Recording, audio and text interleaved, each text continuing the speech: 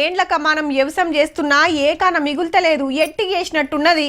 పోయినేడు ఆనలతో ఆగమాయ, ఈ ఏడు నకిలీ ఇత్తనాలు చేయబట్టి అట్లా నష్టపోతుంది. పురుగు మందులు ఎన్ని కొట్టినా ఫాయిదా లేకపాయే. ఏం చేస్తట్టుంది, ఎల్లకాలం గిదే కష్టం అని బాధపడుతుంటారు రైతులు. కానీ జరంత ఈకమతి తెలుసుకుంటే వ్యవసాయాన్ని ఎట్లా ఉరికియొచ్చో చూపించిండబ్బా గీ అన్న. గంతే సప్పుడిని షేన్లా పిట్టలు కోతులు మొత్తం పరార్. నిజామాబాద్ జిల్లా పచ్చల నడుకుడలా గీ రైతన్న ఏషిండు ఉపాయం. ఓ పాత ఫ్యాన్ రెక్కలు గిన్నెకు దాకేటట్టు పెడితే గా సప్పుడు షేను పొద్దంతా కావలున్నట్టే. పేరు శ్రవణ్. వరి, మక్కలు, జొన్న, సోయ వండిస్తున్నాడట.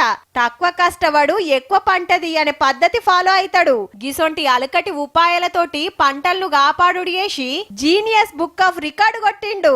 కొంతమంది రైతులు సౌండ్ పట్టుకొని చైన్ చుట్టూ తిరగడం ద్వారా అక్కడ నుంచి పందులు వెళ్ళేది, చిలుకలు వెళ్ళేది నేను గమనించాను. ఈ ఆలోచన వచ్చి నేను ఒక ఫ్యాన్ ని రెక్కలు తీసేసి దానికి చైన్ ని అమర్చి మీది మళ్ళీ లైట్లు డిస్కో లైట్లు పెట్టాడు పైన. మళ్ళీ కింద ఒకటి అవాదు కుయు అనేది అవాదు సుఖ పెట్టిండు. పందులచ్చుడు చిలుకలచ్చుడు సుఖ బంద్ అయిపోయి కోతులు రాకుండా కొండెంగల సప్పుడొస్తట్టు మైకు స్పీకర్ పెడితే పత్తాకు లేకుండా పోయినాయట.